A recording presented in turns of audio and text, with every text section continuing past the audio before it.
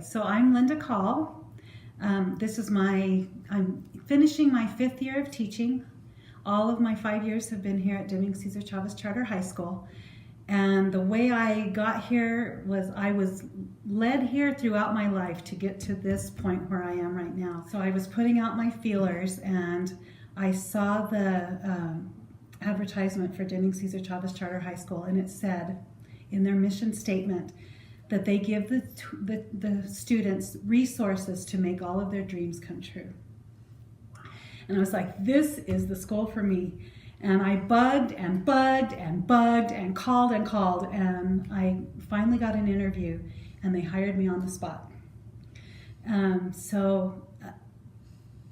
Teaching here at an at-risk high school where, usually when students struggle in school, it's because they struggle with reading. And sure enough, I think it was my 3rd year here that we started using Reading Plus. It could have been my 2nd year.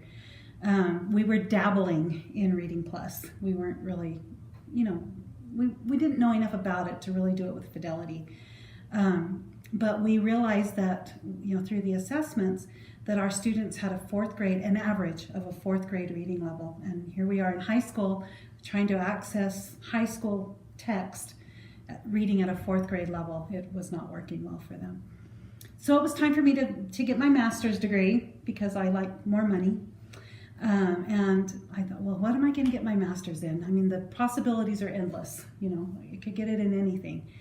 And I realized I need to get it in reading so I can help these students with their reading. By that time, we were a little more established with Reading Plus. We knew it was a good program. It was working well for the kids that were taking it seriously. But as I started taking these reading classes, I realized that the principles that are in Reading Plus there's the 5 pillars. It covers all of them. Maybe not so much the phonics unless you're adding mind play to it as well. But, it's giving them vocabulary, it's giving them comprehension skills, it's building their fluency. Those are the things that work for reading intervention. And so now I believed in Reading Plus the minute I learned about it. But now as I'm getting more educated, I'm realizing this is it. This is what works. And this school year, the opportunity came up to, there was a need for someone to coordinate the Reading Plus program. And I very quickly volunteered to be that person because I believe in it so much. And I saw ways that we could do it with more fidelity. And so sure enough, I think our big success in this school is that we have all of the teachers doing it. We started out with them just doing it in the computer lab. And then we realized that we needed a period where everybody was doing Reading Plus at the same time. And so each teacher, however many computers you have in your classroom, that's how many students you have in your Reading Plus class during 3rd period. And so we all got a little bit of training. I got more advanced training, and I try to help them. I need to do better, but I think what helps is that they see the value of Reading Plus. And so they are able to help the students as well. And we're all working together. The staff, the students, everyone is all fully embedded. Is that the right word? Mm-hmm. That's not committed. We're all committed to this. And our administration has also become very committed. They make sure that we don't have distractions during 3rd period. It's like this is our coveted time. We don't mess with it. We don't have assemblies. We don't have announcements. We come in and we do Reading Plus, and it's worked. It works. How is it changing the students' lives?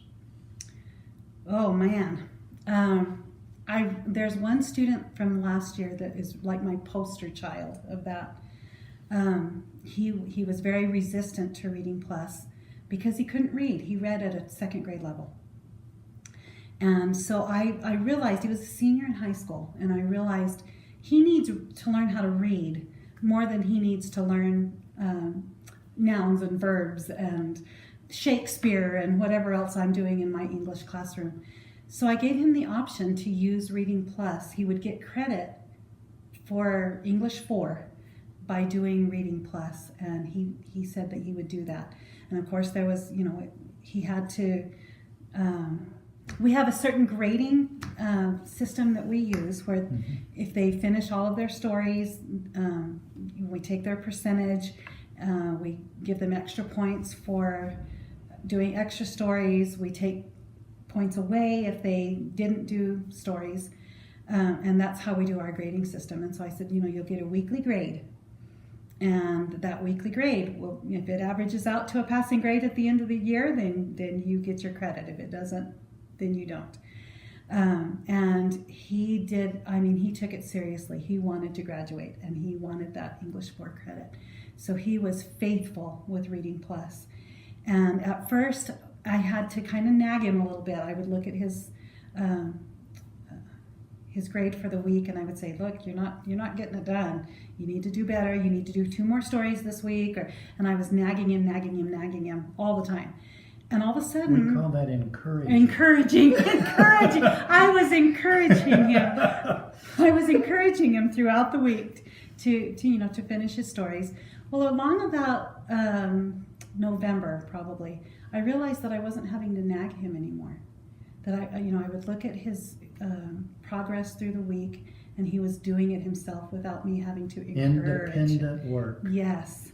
And so I then looked at his level, and he had hit level G. Wow. And he was kind of a problem in our school.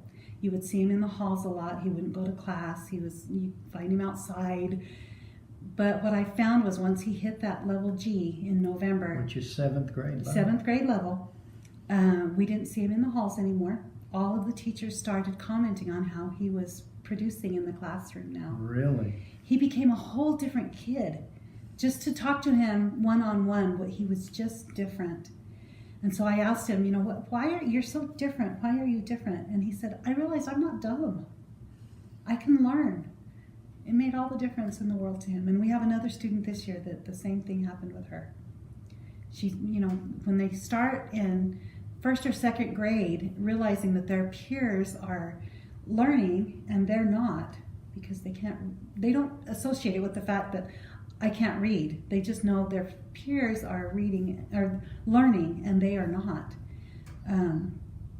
That just snowballs from elementary school into, once they get to our level, it's been 7 or 8 years that they just think they're dumb. And once they learn how to read, they realize they're not dumb. If they get up to kind of a certain level, then they can start feeling successful.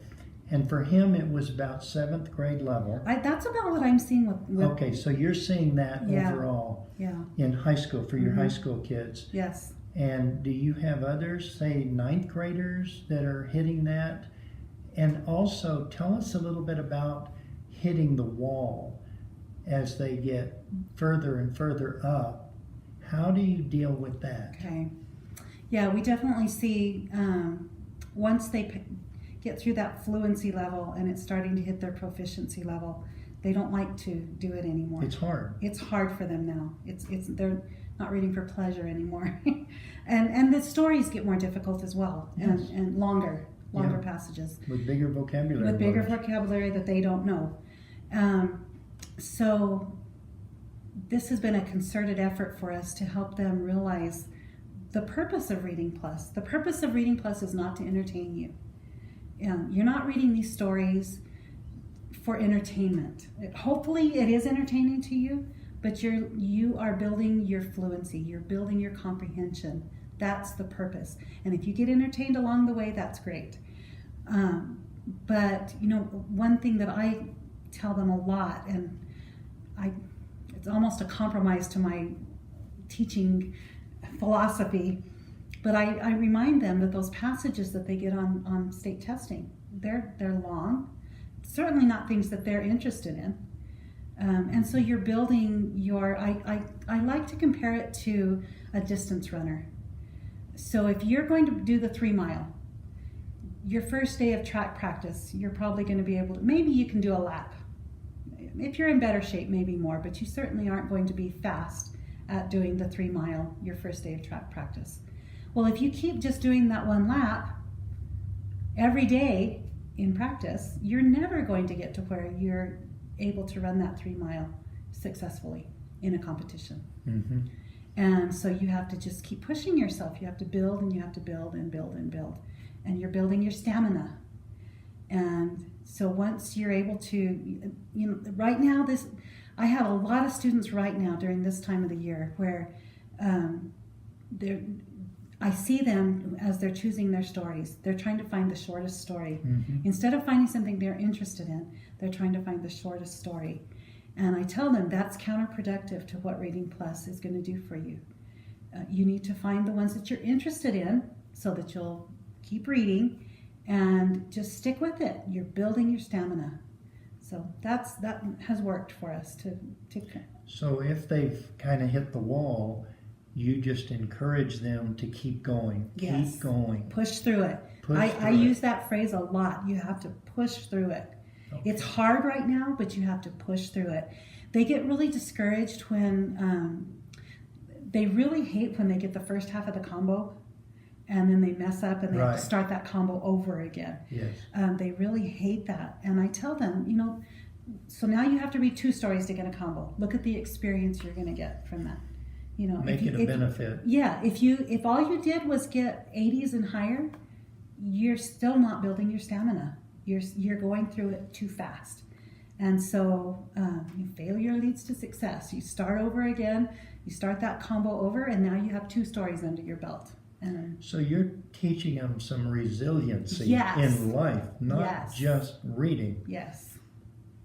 Yes. And how are they responding to that? Well, I think part of it, I have a great rapport with the kids. Yes. And so they believe me. Yes. I'm credible. Okay, I believe you. Yes. And they believe me, and Mm-hmm. I put it to them in the way, this is helping you.